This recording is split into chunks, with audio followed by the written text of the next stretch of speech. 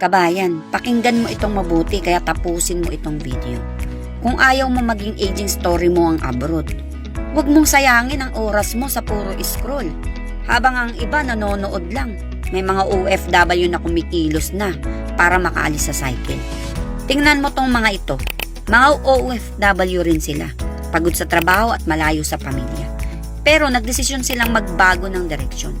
Habang nagtatrabaho sa abroad, sinimulan nilang buuin ang negosyong uuwian nila.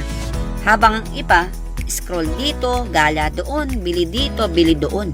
Sila, tahimik na kumikilos at lumalaban para sa pangarap. Narealize nila na hindi pwede habang buhay tatrabahuin ang pangarap ng iba, habang sila mismo malayo sa pamilya. Kaya pinili nilang magsimula kahit mahirap. Yung iba sa kanila, kumikita na ng malaki kahit part-time sa abroad. Yung iba nakauwi na for good at kumikita habang kasama ang pamilya. At yung iba nagsisimula pa lang. Hindi pa man malaki ang kita pero may malinaw ng plano para sa future dahil nagtiwala at kumilos. Kaya kung nagawa nila, bakit hindi mo subukan?